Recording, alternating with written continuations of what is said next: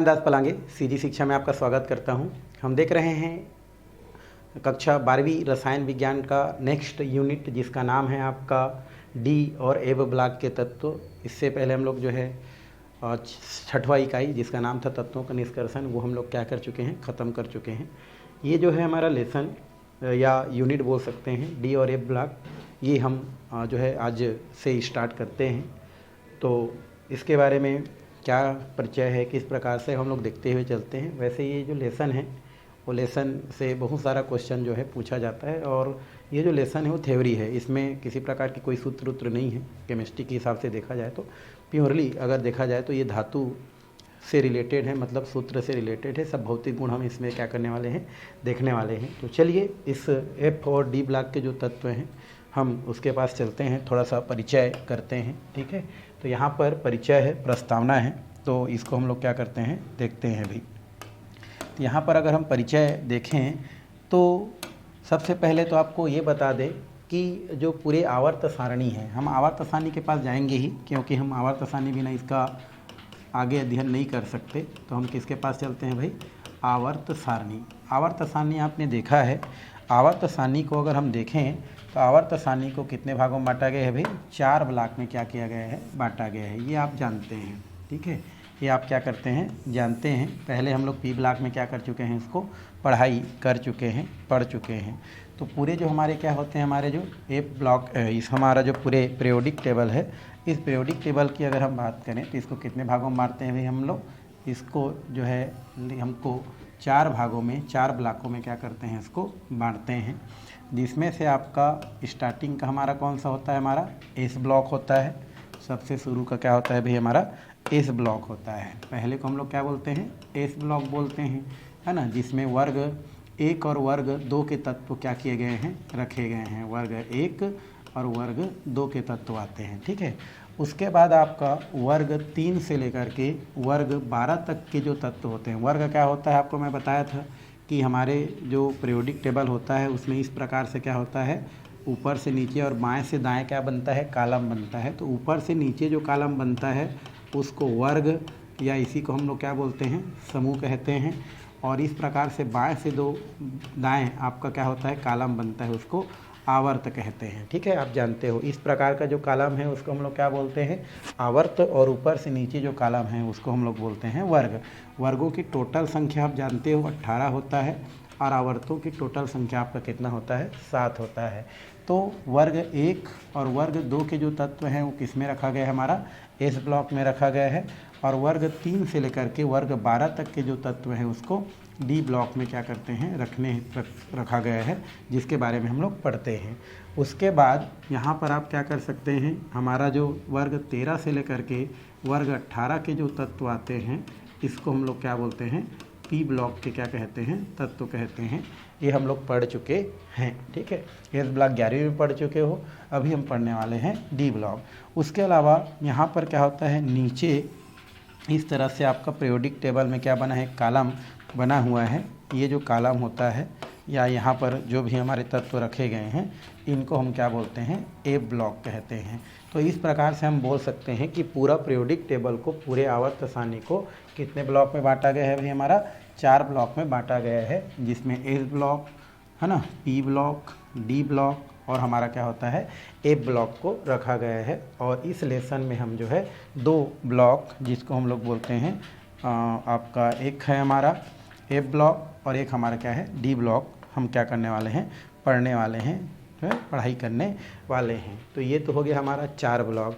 अगर हम D block की बात करते हैं तो ये जो डी ब्लॉक के तत्व होते हैं इसको डी ब्लॉक इसलिए कहे जाते हैं क्योंकि जो इलेक्ट्रॉन होता है, क्या होता है हमारा जो इलेक्ट्रॉन है, जब कक्षकों में इलेक्ट्रॉन को क्या किया जाता है, भरा जाता है, तो उस स्थिति में जो इलेक्ट्रॉन होता है वो n-1 यहाँ पर डी हमारा कक्षक में क्या करता है, प्रवेश करता है।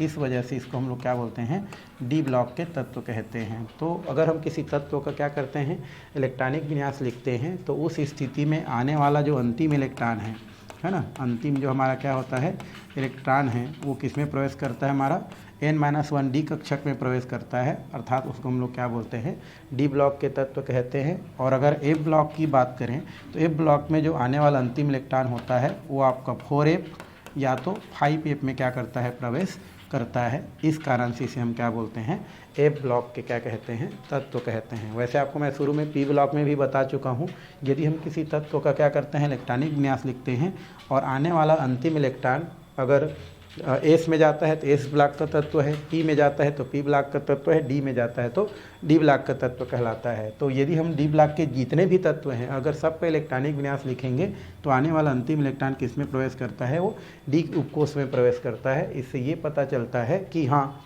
वो डी ब्लॉक का तत्व है। इसी प्रकार हम एफ ब्लॉक के तत्व की बात करें तो एफ ब्लॉक का जो तत्व होता है उसमें आने वाला अंतिम इलेक्ट्रॉन या तो 4F में प्रवेश करता है या 5F में प्रवेश करता है। अगर वो 4F में प्रवेश करता है तो उसको हम लोग लेंथेनाइट कहते हैं, लेंथेनाइट कहते हैं या लेंथेनाइट तत्व कहते हैं। अगर वो 5S में क्या करता है, 5F में प्रवेश करता है तो उसको एक्टिनाइट क्या करते हैं, एलिमेंट्स कहते हैं। ये हम लोग देखने वाले हैं आगे, लेंथेनाइट क्या होता है और एक्टिनाइट क्या होता है। तो 4F में अगर प्रवेश करेगा तो लेंथेनाइट, 5F में प्रवेश करेगा तो उसको एक्टिनाइट कहा जाता है। तो इस तरीक़ा से जो आपका डी ब्लॉक का जो तत्व होता है ना, उसका क्या किया जा सकता है, परिचय किया जा सकता है। उसके अलावा आपको पता है कि ये जो हमारा डी ब्लॉक का जो तत्व होता है उसे संक्रमण तत्व के नाम से जाना जाता है। इसको हम लोग क्या बोलते हैं, संक्रमण तत्व बोलते हैं, ट्रांजिशन एलिमेंट कहा जाता है। और एफ ब्लॉक का जो तत्व होता है उसे आंतर संक्रमण तत्व के भी नाम से जाना जाता है। क्या बोलते हैं इसको, आंतर संक्रमण तत्व कहा जाता है। तो दो नाम इसका और हो जाता है, डी ब्लॉक के तत्वों को और क्या नाम से जानते हैं, इसको संक्रमण तत्व के नाम से जानते हैं। और एफ ब्लॉक का जो तत्व होता है उसको हम लोग जो है आंतर संक्रमण तत्व के नाम से क्या करते हैं, जानते हैं। तो इस प्रकार से हम क्या कर सकते हैं, इसको बता सकते हैं, बताया जा सकता है। तो ये तो हो गया भाई आपका कुछ परिचय। किससे परिचय हमारा, वो है आपका जो है डी ब्लॉक के तत्वों से परिचय। चलिए अब हम थोड़ा सा क्या करते हैं, आगे की ओर चलते हैं। आगे हमारा यहाँ पर दिया गया है संक्रमण तत्व, जैसे मैं बताया अभी। और एक हम देख रहे हैं आपका संक्रमण तत्व, जिसे डी ब्लॉक के तत्व बोलते हैं या डी ब्लॉक के तत्व को ही संक्रमण तत्व कहते हैं। तो यहाँ पर इसका क्या करना है, आपको सामान्य परिचय क्या करना है, आपको देखना है कि किस प्रकार से सामान्य परिचय दिया जा सकता है, किस प्रकार से इसका सामान्य परिचय देते हैं, ये हमको क्या करना है भी, देखना है भाई। सामान्य परिचय का मतलब होता है, इसका हम परिभाषा देखेंगे। क्या देखेंगे, परिभाषा किस प्रकार से होता है, ये हम लोग क्या करने वाले हैं, अभी देखने वाले हैं कैसा है, कैसे उस प्रकार से हम लोग इसको देखने वाले हैं भाई। चलिए तो सामान्य परिचय में हम देखते हैं तो संक्रमण तत्व होता क्या है, डी ब्लॉक के तत्व होता क्या है। तो संक्रमण तत्व वह तत्व होता है जिनके मूल अवस्था में, मूल अवस्था मतलब जैसे वो आपका पीरियोडिक टेबल में दिखता है उस अवस्था में, है ना।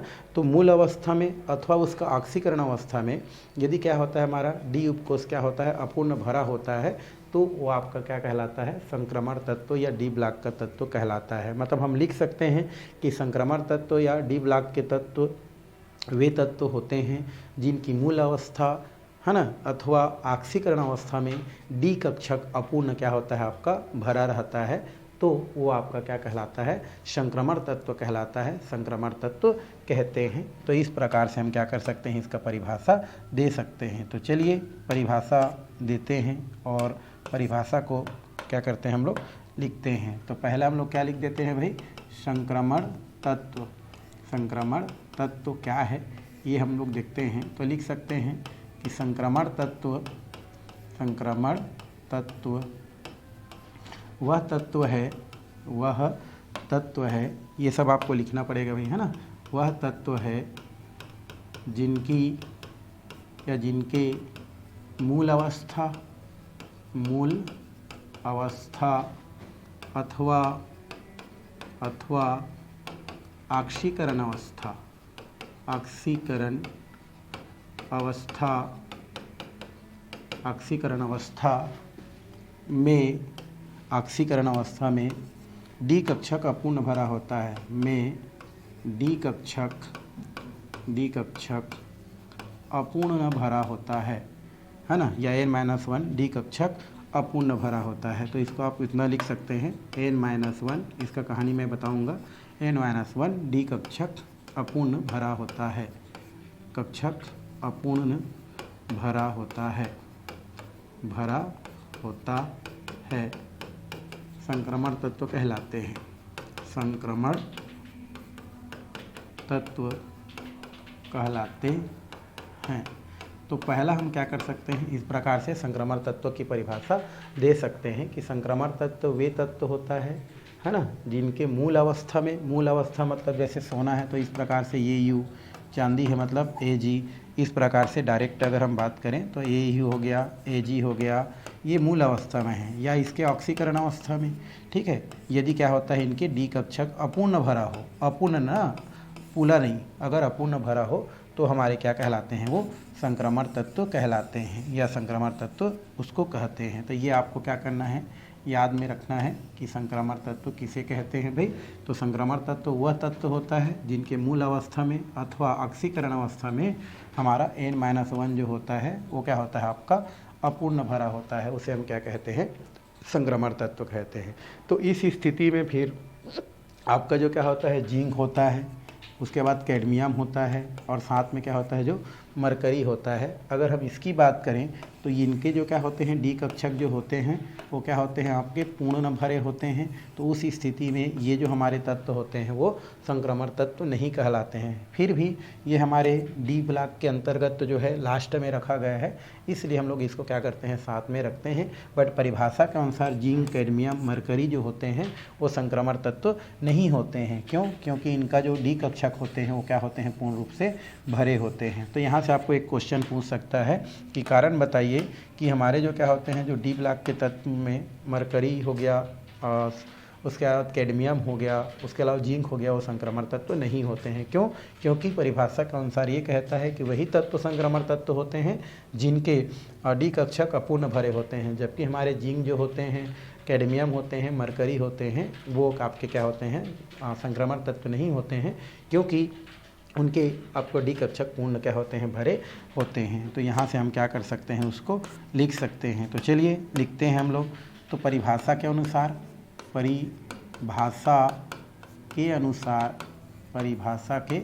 अनुसार जिंक हो गया, कैडमियम, साथ में क्या है, मरकरी, है ना, संक्रमण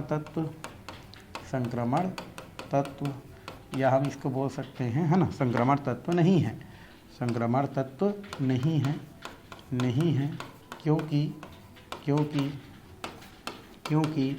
इनके डी कक्षक क्या होते हैं, हमारे पूर्ण भरे होते हैं। तो इस तरीक़ा से हम क्या कर सकते हैं, इसको बता सकते हैं। अगर परिभाषा को देखें तो परिभाषा के अनुसार हम देखें तो परिभाषा के अनुसार क्या होता है, हमारा ये जो हमारा क्या हो गया, जिंक हो गया, जिंक के अलावा कैडमियम हो गया, कैडमियम के अलावा हमारा क्या हो गया, मरकरी हो गया। अगर हम इसकी बात करें तो ये संक्रमण तत्व नहीं है। वजह ये होता है कि इनका जो डी कक्षक होता है वो पूरा क्या होता है, आपका भरा होता है। इस कारण से इसको संक्रमण तत्व नहीं माना जाता है। ठीक है, तो क्यों नहीं मानते हैं, तो एक इलेक्ट्रॉनिक विन्यास लिख सकते हैं भाई। आप क्या लिख सकते हैं, इलेक्ट्रॉनिक विन्यास। जैसे अगर हम जिंक की बात करें तो परमाणु क्रमांक 30 होता है, तो इलेक्ट्रॉनिक विन्यास क्या हो जाएगा, 1s2 2s2 2p6 3s2 और 3p6। इसके बाद होता है 4s2 और एक लास्ट होता है 3d10। तो आप देख रहे हैं कि इनका डी कक्षक पूरा क्या हुआ है, भरा हुआ है। इस कारण से परिभाषा के अनुसार जो आपका क्या होता है, हमारा जो ये आपका जिंक होता है या कैडमियम होता है या मरकरी होता है, उसको संक्रमण तत्व नहीं माना जाता है। तो ये परिभाषा आपको क्या करना पड़ेगा, याद रखना पड़ेगा। सबसे पहला तो क्वेश्चन यही बनता है कि संक्रमण तत्व किसे कहते हैं। तो लिख सकते हैं कि वे तत्व जिनके मूल अवस्था में या ऑक्सीकरण अवस्था में, ऑक्सीकरण अवस्था मतलब ये जैसे हमारा कॉपर +2 है, +1 है, तो इस अवस्था में हो या डायरेक्ट कॉपर अवस्था में हो, दोनों अवस्था में जिनका डी ब्लॉक क्या हो, पूरी तरीक़ा से भरा हो, वो संक्रमण तत्व नहीं है। लेकिन जिसमें इनकम्प्लीट है वो संक्रमण तत्व के अंतर्गत क्या किया जाता है, रखा जाता है। तो इसको आपको याद में रखना है। और क्वेश्चन यहाँ से आपको पूछ सकता है, कहाँ से पूछ सकता है, जिंक, कैडमियम और मरकरी से बताइए कि ये डी ब्लॉक के तत्व नहीं है, क्यों। तो बस आपको इतना ही रखना है कि जिंक, कैडमियम, मरकरी संक्रमण तत्व नहीं होते हैं, क्योंकि परिभाषा ये कहता है कि डी ब्लॉक के तत्व वही होते हैं जो या जिनके आपका n-1 डी कक्षक भरा रहता है, जबकि जिंक हो गया, कैडमियम हो गया, इनका n-1 डी कक्षक पूर्ण भरा होता है ना। जबकि अपूर्ण भरा रहता है उसको हम संक्रमण तत्व कहते हैं, और जो पूर्ण भरा हो उसको संक्रमण तत्व नहीं कहते हैं। यही वजह है कि जिंक, कैडमियम और हमारा जो मरकरी होता है पूर्ण डी कक्षक भरे होने के कारण संक्रमण तत्व नहीं है। तो ये तो हो गया आपका संक्रमण तत्व की कहानी। हम क्या कर सकते हैं, इस प्रकार से बता सकते हैं। तो यहाँ से क्वेश्चन आपको पूछता है। चलिए नेक्स्ट की ओर चलते हैं। आगे आपका दिया गया है, वो दिया है आपका आवर्त सारणी में स्थान। क्या दिया है हमारा, आवर्त सारणी में स्थान। अगर हम आवर्त सारणी में बात करें तो आवर्त सारणी में जो हमारे डी ब्लॉक के तत्व हैं, इस डी ब्लॉक के तत्वों को आपका एस ब्लॉक के तत्व और पी ब्लॉक के तत्वों के बीच क्या दिया गया है, स्थान दिया गया है। तो इसको हमको क्या करना है, अभी लिखना है। ठीक है, तो क्या लिखेंगे भाई, डी ब्लॉक के तत्वों को आवर्त सारणी में एस और पी ब्लॉक के तत्वों के बीच क्या दिया गया है, स्थान दिया गया है। तो लिख सकते हैं यहाँ पर आवर्त सारणी में डी या संक्रमण तत्वों को या डी ब्लॉक के तत्वों को, डी ब्लॉक के तत्वों को किनके मध्य, एस ब्लॉक के तत्व और डी ब्लॉक के तत्व है ना, के मध्य स्थान दिया गया है। तो आवर्त सारणी में जो डी ब्लॉक के तत्व है उसको एस ब्लॉक के तत्व और पी ब्लॉक के तत्वों के बीच क्या दिया गया है भाई, हमारा स्थान दिया गया है। किनके बीच, पी ब्लॉक के तत्वों के बीच स्थान दिया गया है। एस ब्लॉक के तत्व अधिक धन विद्युती होते हैं, है ना, के तत्व अधिक धन विद्युती है ना, धन विद्युती, और पी ब्लॉक के तत्व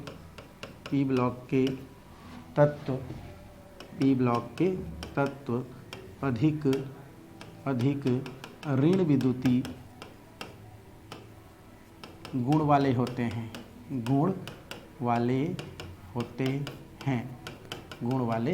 होते हैं।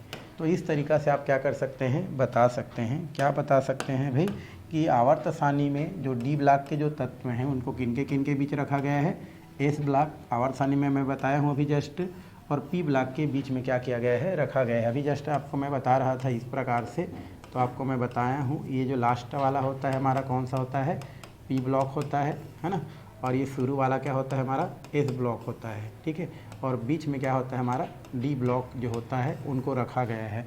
तो आवर्त सारणी में डी ब्लॉक के तत्वों को एस ब्लॉक और पी ब्लॉक के बीच रखा गया है। इसमें जो एस ब्लॉक के तत्व होते हैं वो अधिक क्या होते हैं, धन विद्युती गुण वाले होते हैं। धन विद्युती गुण इसमें होता है, मतलब इलेक्ट्रॉन त्यागने की क्षमता ज़्यादा होता है। और पी ब्लॉक के तत्व होते हैं वो ज़्यादातर क्या होते हैं, ऋण विद्युती गुण को क्या करते हैं, प्रदर्शित करते हैं, जो हम लोग लिख चुके हैं। तो एस ब्लॉक के तत्व जो होते हैं अधिक धन विद्युती होता है, और पी ब्लॉक के तत्व होता है वो ज़्यादा क्या होता है, ऋण विद्युती होता है। अब क्या होता है यहाँ पर जो है, ये बोलते हैं कि जो अधिक धन विद्युती तत्व से अधिक ऋण विद्युती है ना तत्व की ओर, या ये बोल सकते हैं कि जो है आपका अधिक धन विद्युती से अधिक ऋण विद्युती तत्वों के बीच गुणों का जो संक्रमण होता है वो डी ब्लॉक के तत्वों के कारण होता है। इस कारण से डी ब्लॉक के तत्वों को संक्रमण तत्व के नाम से क्या किया जाता है, जाना जाता है। तो इसको आगे क्या किया जा सकता है, लिखा जा सकता है कि जो है एस ब्लॉक के या अधिक धन विद्युती तत्वों का अधिक धन, यहाँ पर लिख सकते हैं कि अधिक धन विद्युती तत्व, अधिक धन विद्युती गुण का अधिक ऋण विद्युती गुण की ओर संक्रमण जो होता है वो आपका डी ब्लॉक के कारण होता है। इस कारण से इसे संक्रमण तत्व के नाम से क्या करते हैं, जानते हैं। तो यहाँ पर लिखा जा सकता है अधिक धन विद्युती गुण से अधिक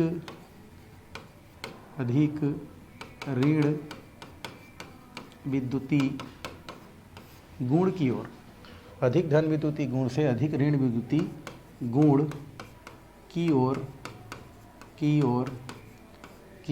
ओर गुणों का संक्रमण गुणों का संक्रमण, फैलना बोल सकते हैं हम ना, संक्रमण डी ब्लॉक के तत्वों के कारण होता है। डी ब्लॉक के तत्वों के कारण होता है, डी ब्लॉक के तत्वों के कारण होता है।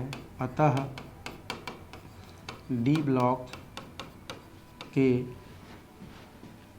तत्वों को संक्रमण तत्व कहा जाता है, संक्रमण तत्व कहा जाता है।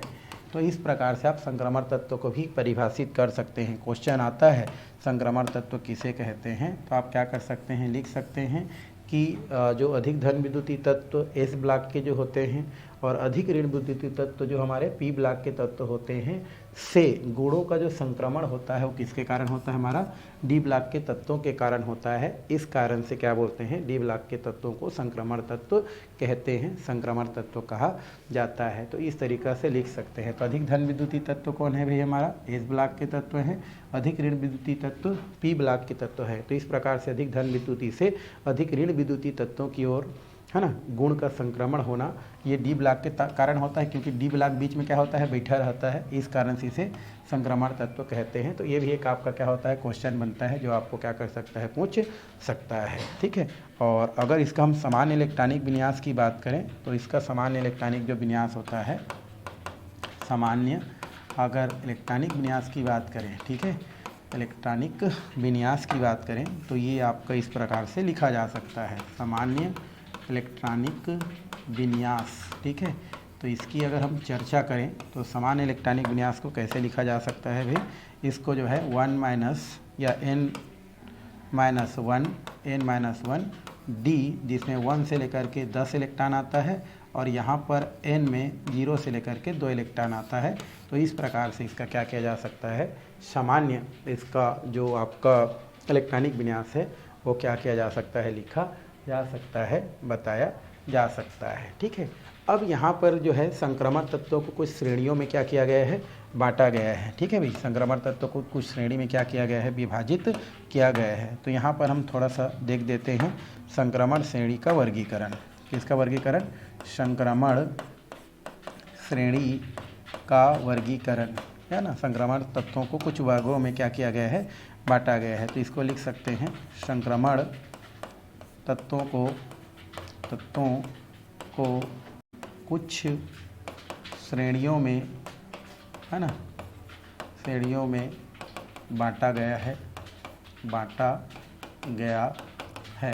तो यहाँ पर इस प्रकार से हम क्या कर सकते हैं, लिख सकते हैं कि आगे जो संक्रमण श्रेणी है उसको लगभग 4 श्रेणियों में क्या करते हैं, बांटते हैं। पहला होता है हमारा प्रथम संक्रमण श्रेणी, प्रथम संक्रमण श्रेणी, है ना। तो ये श्रेणी हो गया पहला, ये भी क्वेश्चन कर देता है, जिसे हम 3D श्रेणी कहते हैं, है ना। दूसरा होता है हमारा द्वितीय संक्रमण श्रेणी, द्वितीय संक्रमण श्रेणी। द्वितीय जो संक्रमण श्रेणी होता है उसको हम लोग जो है 4D श्रेणी कहते हैं। अगर हम तीसरा की बात करें तो ये होता है हमारा तृतीय संक्रमण श्रेणी, तृतीय संक्रमण श्रेणी। और ये जो तृतीय संक्रमण श्रेणी होता है इसको बोलते हैं 5D श्रेणी। और एक चौथा होता है आपका चतुर्थ संक्रमण श्रेणी। चतुर्थ जो संक्रमण श्रेणी होता है, संक्रमण जो श्रेणी है, इसको हम लोग क्या बोलते हैं, आपका 6D श्रेणी कहते हैं। तो इस प्रकार से पूरे जो हमारे क्या है, हमारे पीरियोडिक टेबल है या डी ब्लॉक के तत्व है उनको 4 श्रेणी में बांटते हैं। प्रथम संक्रमण श्रेणी, द्वितीय संक्रमण श्रेणी, तृतीय संक्रमण श्रेणी, चतुर्थ संक्रमण श्रेणी। प्रथम संक्रमण श्रेणी को 3D, इसको 4D, 5D और चतुर्थ संक्रमण श्रेणी को 6D श्रेणी कहते हैं। इसको 6D श्रेणी, 5D श्रेणी, 4D श्रेणी, 3D श्रेणी इसलिए कहा जाता है क्योंकि प्रथम संक्रमण श्रेणी के अंतर्गत जो तत्व आता है, ये जो तत्व है आपका वो रखा जाता है आपका जो है स्केडियम से लेकर, स्केडियम का परमाणु क्रमांक कितना होता है हमारा 21 होता है। यहाँ से लेकर के आपका कहाँ तक भाई, जिंक तक रखा जाता है, 10 तत्व है। यहाँ पर आपका क्या होता है, इरिडियम होता है 39, यहाँ से लेकर के आपका कैडमियम तक 48 बोल सकते हैं, यहाँ तक रखा जाता है। यहाँ पर क्या होता है आपका लेंथेनम जो होता है है ना। यहाँ से लेकर के आपका लगभग मरकरी तक इसको रखा जाता है ना। और लास्ट हमारा होता है एक्टिनियम, जो कि इनकम्प्लीट क्या होता है हमारा श्रेणी के अंतर्गत आता है। तो प्रथम जो संक्रमण श्रेणी होता है उसमें आपका कहाँ से कहाँ तक के तत्वों को रखा गया है भाई, परमाणु क्रमांक 21 स्केडियम से लेकर के जिंक के तत्वों को प्रथम श्रेणी के अंतर्गत रखा गया है। और इसको 3D श्रेणी इसलिए कहा जाता है क्योंकि इन तत्वों का जब इलेक्ट्रॉनिक विन्यास लिखा जाता है तो इलेक्ट्रॉनिक विन्यास लिखने पर क्या होता है आपका आने वाला जो अंतिम इलेक्ट्रॉन है वो किस में करता है हमारा 3D में क्या करता है प्रवेश करता है। इस कारण से इसे हम लोग 3D श्रेणी के नाम से जानते हैं, जिसमें आपका परमाणु क्रमांक 21 से लेकर के परमाणु क्रमांक 30 तक के अंतर्गत आने वाले तत्वों को रखा जाता है। द्वितीय संक्रमण श्रेणी में इरिडियम जो होता है 39 से लेकर के आगे कैडमियम जो होता है 48 तक के तत्वों को 10 तत्वों को क्या किया जाता है यहाँ पर रखा गया है। इनको 4D श्रेणी इसलिए कहा जाता है क्योंकि जब इन तत्वों का इलेक्ट्रॉनिक विन्यास लिखा जाता है तो इन तत्वों का अंतिम जो इलेक्ट्रॉन होता है वो 4D कक्षक में क्या करता है प्रवेश करता है। तृतीय जो संक्रमण श्रेणी होता है, ये तृतीय संक्रमण श्रेणी जो होता है उनमें अगर हम देखें तो ये आपका लेंथेनम के बाद लेंथेनम से लेकर का जिसका परमाणु क्रमांक कितना होता है 57 होता है से लेकर के आपका ये बोल सकते हैं 80 आपका जो है मरकरी तक रखा गया है। और इनका अगर हम इलेक्ट्रॉनिक विन्यास लिखते हैं तो आने वाला अंतिम जो इलेक्ट्रॉन होता है ये इलेक्ट्रॉन आपका किस में प्रवेश करता है भाई, आपका ये 5D में क्या करता है प्रवेश करता है। इस कारण इसे 5D श्रेणी के नाम से जानते हैं। और लास्ट है हमारा एक चतुर्थ संक्रमण श्रेणी। और ये जो चतुर्थ संक्रमण श्रेणी होता है ये आपका इनकम्प्लीट क्या होता है श्रेणी होता है। और इसका इलेक्ट्रॉनिक विन्यास लिखने पर अंतिम आने वाला इलेक्ट्रॉन 6D कक्षक में प्रवेश करता है। इस कारण इसे 6D श्रेणी के नाम से जानते हैं। तो इस तरीक़ा से जो संक्रमण क्या होता है आपका जो श्रेणी होता है उस संक्रमण श्रेणी को कितने भागों में भाई 4 भागों में क्या किया जाता है बांटा जाता है और इस प्रकार से पढ़ाई किया जाता है। इसमें इतना ही करना है। आप चाहेंगे तो बीच का जो तत्व हैं वो आप पीरियोडिक टेबल से क्या कर सकते हैं देख करके लिख सकते हैं बता सकते हैं। तो ये हो गया आपका संक्रमण श्रेणी के क्या हो गया आपके श्रेणी हो गया, जिसको 4 भागों में क्या करते हैं बांटते हैं। तो क्वेश्चन आएगा तो इसी को नहीं लिखेगा है ना, आप डायरेक्ट जो है क्वेश्चन आता है तो आप संक्रमण तत्व किसे कहते हैं, श्रेणी इतने प्रकार का होता है, इस प्रकार से आपको इसको लिखना है। चलिए अब हम थोड़ा सा क्या करते हैं आगे की ओर चलते हैं। आगे आपको दिया गया है इलेक्ट्रॉनिक विन्यास, ठीक है। अभी जस्ट मैं आपको बताया इलेक्ट्रॉनिक विन्यास। तो संक्रमण जो श्रेणी होता है उसका अगर हम सामान्य इलेक्ट्रॉनिक विन्यास देखें, सामान्य इलेक्ट्रॉनिक क्या देखें हम लोग विन्यास देखें, तो सामान्य इलेक्ट्रॉनिक विन्यास अभी मैं जस्ट बताया हूँ आपका n-1 ये होता है D, जिसमें इलेक्ट्रॉन आपका 1 से लेकर के कहाँ तक भरता है, नियमता तो 9 तक भरता है। और उसके बाद क्या होता है हमारा NS, जिसका मान 0 से लेकर कितना होता है हमारा 2 के बीच क्या होता है भरता है। क्योंकि पूरा भरा हुआ जो तत्व होता है वो आपका संक्रमण तत्व नहीं कहलाता है, तो 1 से लेकर हम क्या कर सकते हैं 9 तक भरते हैं। जिसमें आपका जो ये आपका जो NS कक्षक होता है, NS जो कक्षक है, इस NS कक्षक को हम लोग क्या बोलते हैं आपका संयोजी कक्षक कहते हैं। क्या बोलते हैं इसको, संयोजी कक्षा कहते हैं या संयोजी कोष बोल सकते हैं। तो हमारा क्या होता है जो NS होता है, NS को हम लोग क्या बोलते हैं भाई संयोजी कोष कहते हैं। और आपका जो n-1 होता है वो हमारा क्या होता है जो D वाला होता है, इसको हम लोग जो है उपांत्य कोष कहते हैं, उपांत्य कोष कहते हैं, है ना, पेनल्टी में बोलते हैं। तो यहाँ पर ये उपांत्य कोष कहलाता है। उपांत्य कोष का मतलब होता है हमारा अंतिम से एक पहले, अंतिम से एक पहले लिख सकते हैं, है ना, अंतिम से एक कक्षा पहले, एक कक्षा पहले। तो यहाँ पर आप क्या कर सकते हैं उसको लिख सकते हैं अंतिम से एक कक्षा, है ना, या एक कोष पहले, एक कक्षा पहले जो होता है उसको हम लोग क्या कहते हैं उपांत्य कोष कहते हैं। कहने का मतलब ये है कि ये हमारा क्या है, मान लो ये नाभिक है और ये हमारा पहला कोष है, फिर ये दूसरा है और ये हमारा फिर क्या है तीसरा कोष है। तो ये जो तीसरा वाला होगा क्या होगा हमारा NS होगा, ये हमारा क्या होगा NS होगा। और इससे पहले वाला जो होगा दूसरा नंबर जो होगा ये हमारा क्या होगा n-1 D कोष को शो करता है, जिसे हम लोग क्या बोलते हैं उपांत्य कोष कहते हैं। इसको हम लोग क्या बोलते हैं भाई उपांत्य कोष कहते हैं, उपांत्य कोष कहा जाता है। इस कारण से इसको n-1 से दर्शाते हैं, मतलब अंतिम से एक पहले है ना, माइनस में चल रहे हैं तो अंतिम से एक पहले है, इसलिए इसको n-1 से क्या करते हैं, दर्शाते हैं। अगर 2 कदम रहता तो n-2 लिखते, ठीक है। तो अंतिम से एक पहले जो कोष होता है उसको हम लोग क्या बोलते हैं, उपांत्य कोष कहते हैं। और जब इसमें इलेक्ट्रॉन भरा जाता है तो पहला इलेक्ट्रॉन किस में भरता है भाई, संयोजी कोष में पहले इलेक्ट्रॉन भरता है। आने वाला इलेक्ट्रॉन जब भरना स्टार्ट करता है तो पहले वो किस में भरता है, हमारा संयोजी कोष में भरता है। तो पहले जो इलेक्ट्रॉन हैं, पहले इलेक्ट्रॉन किस में भरेगा, हमारा संयोजी कोष में भरता है। और संयोजी कोष में जब जगह नहीं रहता है तब जाकर के वो किस में भरता है, हमारा n-1 डी कक्षक में भरता है। वजह ये होता है कि यहाँ पर जो ns होता है अर्थात जो संयोजी कोष होता है, इनकी जो एनर्जी है, इनकी जो क्या है, हमारा ऊर्जा है, वो आपका कम होता है किनके अपेक्षा, n-1 डी कक्षक के अपेक्षा। इस इलेक्ट्रॉन पहले किस में भरता है, हमारा इलेक्ट्रॉन पहले भरेगा किस में पहले भरेगा भाई, हमारा ns में। और उसके बाद किस में भरेगा, आपका n-d कक्षक में क्या होता है, आपका भरता है। तो इस तरीक़ा से इलेक्ट्रॉनिक विन्यास से रिलेटेड कुछ जानकारी क्या किया जा सकता है, आपका बताया जा सकता है। तो सामान्य इलेक्ट्रॉनिक विन्यास क्या होता है, ये अंतिम कक्षक को शो कर रहा है जो हम लोग लिखे हैं n-1 है ना।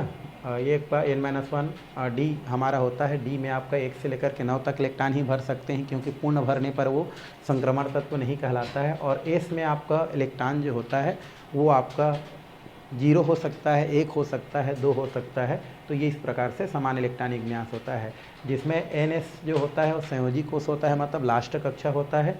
और उसी कक्षा में इलेक्ट्रॉन पहले भरता है और वहीं से इलेक्ट्रॉन पहले क्या करता है, निकलता है।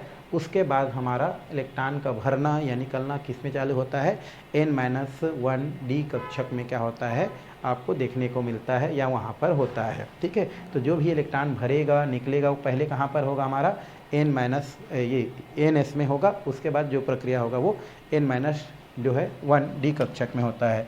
एक चीज़ याद रखेंगे, जब आप क्या करते जाते हैं, लिखते जाते हैं, तो जो आपका डी कक्षक होता है n-1 जो डी कक्षक होता है वो लास्ट में आता है। जैसे इलेक्ट्रॉनिक विन्यास लिखें, अगर मान लो मैं मैग्नीज का लिख देता हूँ, मैग्नीज का परमाणु क्रमांक 25 होता है, तो इलेक्ट्रॉनिक विन्यास 1s2 2s2 2p6 3s2 3p6 4s2 और 3d कितना होता है, हमारा ये 5 होता है।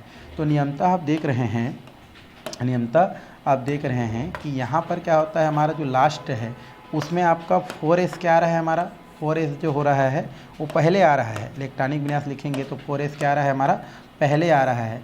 बट यहाँ पर इलेक्ट्रॉन देखो, अब नियमता क्या होना चाहिए, 3d में पहले भरना चाहिए, पहले निकलना चाहिए। बट हमारा इलेक्ट्रॉन पहले किस में भरता है, हमारा 4s में पहले भरता है और वहीं से पहले निकलता है। क्यों?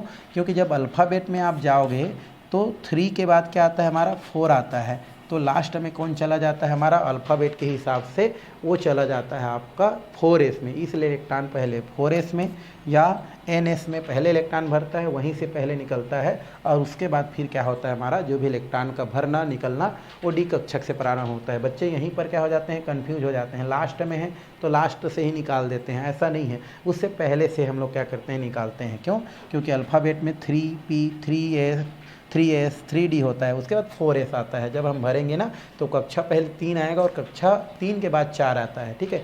बट यहाँ पर हम लोग इसको उल्टा इसलिए लिखते हैं क्योंकि एक हमारा क्या होता है, आपका n-l नियम है, हमारा n- क्या होता है, l नियम है ना, n+l नियम बोलते हैं। n+l नियम ये 11th क्लास का है, n+l नियम, ठीक है। n+l नियम ये कहता है n मुख्य क्वांटम संख्या होता है, l द्विघांसी क्वांटम संख्या होता है। तो इनमें हम कंफ्यूज हो जाते हैं कि 4s और 3d में से इलेक्ट्रॉन पहले किस में भरना है, तो हम n+l नियम का प्रयोग करते हैं। जैसे 4s में n का मान कितना है, नंबर कितना है, 4 है, और s का मान कितना होता है, हमारे यहाँ पर 0 होता है। ये हमारा क्या होता है, 0। तो टोटल अगर हम देखें तो इसका मान कितना होता है, 4 प्राप्त होता है। क्योंकि आपको पता है sp d और f जो होता है, इसमें अगर हम l का मान देखें तो l बराबर इसमें क्या होता है, s में 0 होता है, p में 1 होता है, d में 2 होता है और f में कितना होता है, हमारा 3 होता है। यहाँ पर हम दूसरा 3d के लिए देखें तो यहाँ पर क्या हो जाता है, 3 प्लस d का होता है 1, तो टोटल कितना हो जाता है, आपका 4 हो जाता है। तो इसके आधार पर जब क्या किया जाता है, जब इसको देखा जाता है तो यहाँ पर देखो 4s हो गया और 3d हो गया।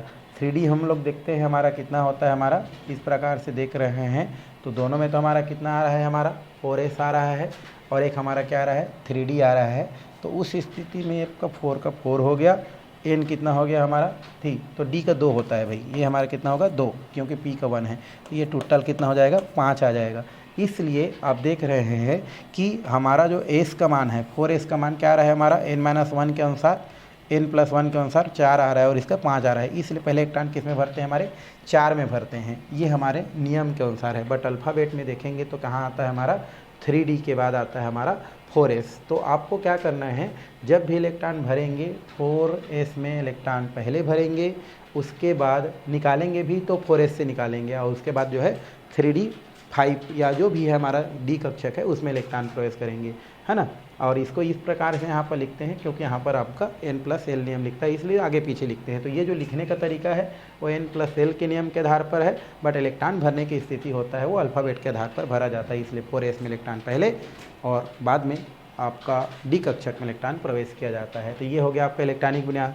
और इलेक्ट्रॉनिक विन्यास आपको लिखना आता है तो इलेक्ट्रॉनिक विन्यास बताने की वैसे कोई ज़रूरत नहीं है, एक मैंने इलेक्ट्रॉनिक विन्यास यहाँ पर बता भी दिया हूँ मैग्नीज का, किसका भाई हमारा मैग्नीज का। तो ये आप यहाँ पर क्या कर सकते हैं, इसको दर्शा सकते हैं, बता सकते हैं। तो ये तो हो गया आपका इलेक्ट्रॉनिक विन्यास का परिचय, है ना। बाकी आपके बुक में इलेक्ट्रॉनिक विन्यास दिया है, आप उसको क्या कर सकते हैं, कर सकते हैं। चलिए इलेक्ट्रॉनिक विन्यास से संबंधित कुछ क्या दिया गया है, अभिलक्षण दिया गया है। तो यहाँ पर दिया है आपका डी ब्लॉक के तत्वों के इलेक्ट्रॉनिक विन्यास में पाई जाने वाली कुछ क्या है हमारे अभिलक्षण है। इसको आपको क्या करना है, थोड़ा सा देखना है क्या कौन से यहाँ पर अभिलक्षण पाया जाता है। पहला हमारा दिया है तत्वों के आंतरिक कोर के इलेक्ट्रॉनों का उत्कृष्ट गैस विन्यास, है ना, होता है। जैसे 3D 4D 6D श्रेणी के विन्यास जो होते हैं वो आंतरिक कोर के विन्यास आर्गन, क्रिप्टॉन और रेडॉन के विन्यास के समान होता है। मतलब ज़्यादातर हम देखते हैं अगर 3D की बात करें, 4D की बात करें या 6D 5D की अगर हम बात करें तो वहाँ पर जब उसका इलेक्ट्रॉनिक विन्यास लिखते हैं ना तो लगभग उनका इलेक्ट्रॉनिक विन्यास जो है आपका जो हमारे 18वें समूह के तत्वों के हैं समान होता है, मतलब उत्कृष्ट गैसों जैसा क्या करता है, व्यवहार करता है।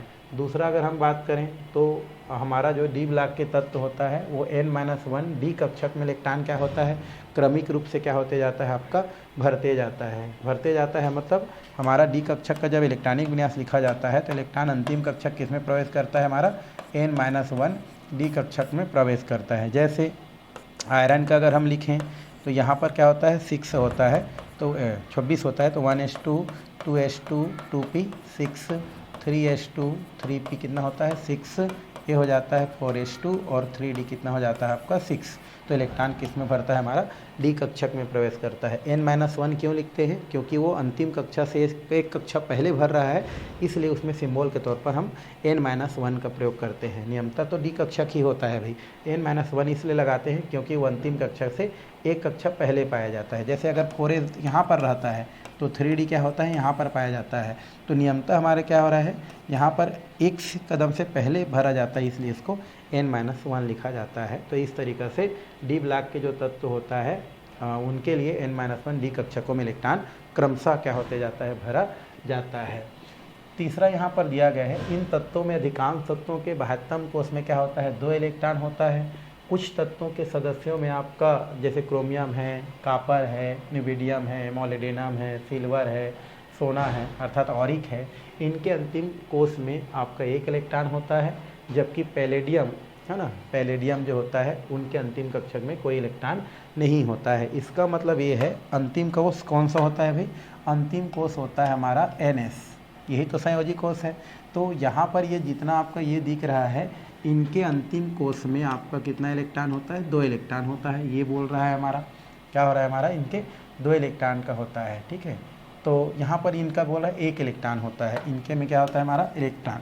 अधिकांश तत्वों के आपका अंतिम कक्षा होता है उसमें 2 इलेक्ट्रॉन, बट यहाँ पर कुछ गिना हुआ दिया है इनके अंतिम में 1 इलेक्ट्रॉन, और इनकी अगर हम बात करें तो इनके अंतिम के में कोई इलेक्ट्रॉन नहीं होता है। ये हम एक लक्षण क्या कर सकते हैं, बता सकते हैं। और लेंथेनम जिसको हम लोग किससे दर्शाते हैं, हमारा La से दर्शाते हैं, जिसका परमाणु क्रमांक 57 होता है, में 4f कक्षक भरने के पूर्व 1 इलेक्ट्रॉन किस में चला जाता है, 5D में क्या हो जाता है, चला जाता है। नियमतः इसमें इलेक्ट्रॉन जो है 4f अंतिम भरता है, बट हम 4f में ना भर के उसको हम लोग किस में भर देते हैं, 5D में भर देते हैं। इस वजह से वो डी कक्षक के अंतर्गत आ जाता है।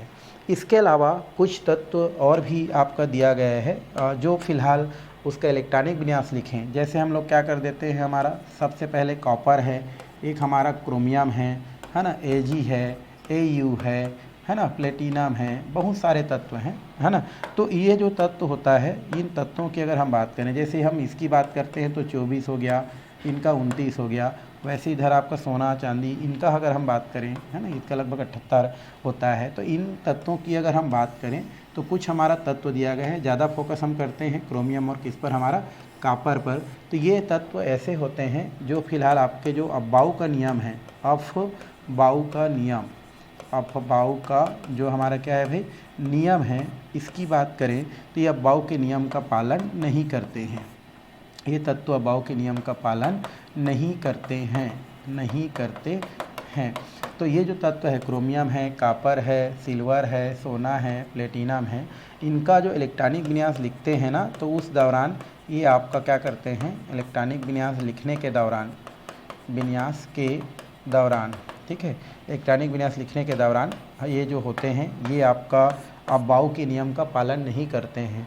वजह ये होता है कि इनमें से 4s से एक इलेक्ट्रॉन जम करके 3D में चला जाता है, जिसके वजह से वो अर्धपूरित या क्या हो जाता है, पूर्ण पूरित हो जाता है, और इस वजह से जो है आपका ये अफबाऊ के नियम के अनुसार नहीं भरता है। जैसे हम क्रोमियम की बात करें, क्रोमियम का परमाणु क्रमांक 24 होता है, तो इलेक्ट्रॉनिक विन्यास 1s2 2s2 2p6 यहाँ पर हो जाता है, 3s2 3p6 n हो जाता है आपका, ये हो गया हमारा। उसके बाद होता है हमारा 4s2 और ये 3D क्या होना चाहिए, इसका 4 होना चाहिए। इसी प्रकार अगर हम कॉपर की बात करें तो 29 होता है, तो ये 1s2, ये 2s2 2p6 3s2 3p6 4s2 and 3D कितना होता है, 9 होता है।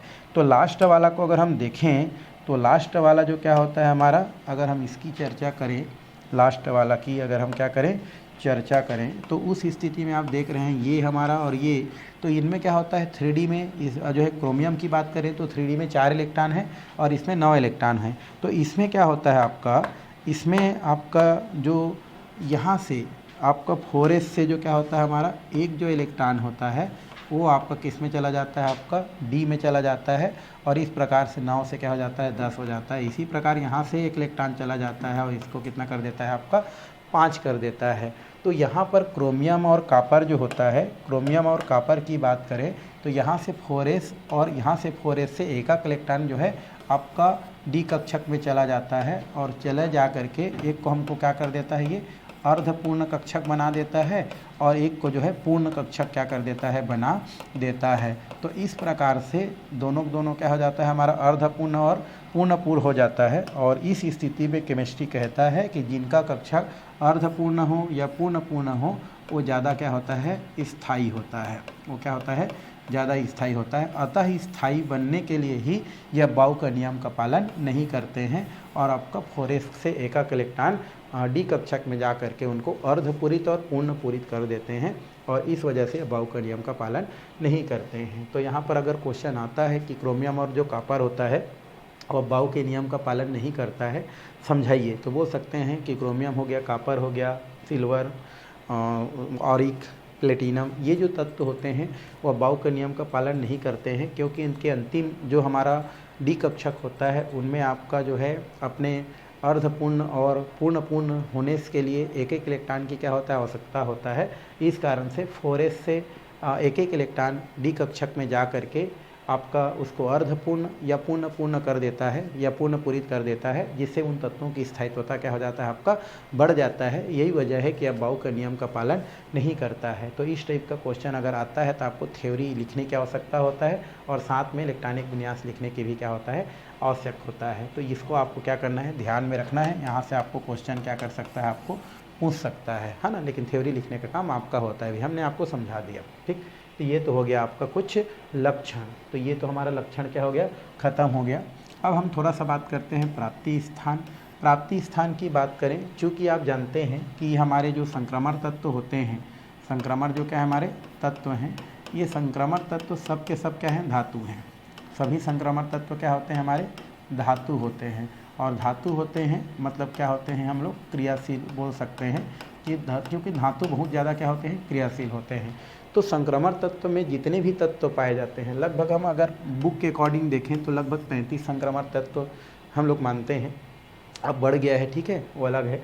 तो यहाँ पर जो प्राप्ति स्थान की बात करें तो जितने भी हमारे संक्रमण तत्व होते हैं वो सब के सब क्या होते हैं भाई, धातु हैं। सब के सब क्या है, हमारे धातु हैं, सभी के सभी धातु हैं। और यहाँ पर क्या होता है, ये जो है इनकी जो क्रियाशीलता होता है, ये क्रियाशीलता बहुत ज़्यादा होता है, ठीक है, बहुत क्या होता है हमारा, ज़्यादा होता है। और इस कारण से ये प्रकृति में है ना, ज़्यादातर देखा जाए तो ये हमारे किस अवस्था में पाया जाता है, संयुक्त अवस्था में ही पाए जाते हैं। संयुक्त अवस्था का मतलब क्या होता है हमारा, संयुक्त अवस्था का मतलब होता है आपका किसी अयस्क के रूप में या खनिज के रूप में ज़्यादातर पाए जाते हैं। लेकिन कुछ हमारे क्या होते हैं, हमारे जो धातु हैं वो आपके क्या होते हैं, मुक्त अवस्था में भी क्या होते हैं, आपके पाए जाते हैं, है ना। कुछ धातु हैं जो मुक्त अवस्था में पाए जाते हैं, जैसे हम लोग Au सोना की बात कर सकते हैं, ये आपको मुक्त अवस्था में देखने को मिलता है क्योंकि इनकी ज़्यादा क्रियाशीलता नहीं होती है। प्लेटिनम बोल सकते हैं, इरिडियम बोल सकते हैं, है ना। वैसे चांदी को भी रख सकते हैं हम लोग। तो ये कुछ हमारे क्या होते हैं, धातु हैं जो आपका धातु होते हुए भी प्रकृति में क्या होते हैं, आपके मुक्त अवस्था में क्या होते हैं, पाए जाते हैं। और बाकी अन्य अगर हम धातु की बात करें, वो अपनी क्रियाशीलता के कारण क्या होता है, संयुक्त अवस्था में क्या होते हैं, आपके पाए जाते हैं। तो इस तरीक़ा से प्राप्ति स्थान को हम क्या कर सकते हैं, बता सकते हैं। तो ये तो हो गया आपका डी ब्लॉक के जो तत्व होते हैं उनका एक जनरल परिचय, क्या क्या होता है, जहाँ से आपको क्वेश्चन क्या कर सकता है, पूछ सकता है। तो फिलहाल आज का जो क्लास है हम लोग यहीं पर क्या करते हैं, समाप्त करते हैं। आने वाला जो क्लास है उसमें हम लोग भौतिक गुण देखने वाले हैं, संक्रमण तत्वों के भौतिक गुण देखने वाले हैं भी।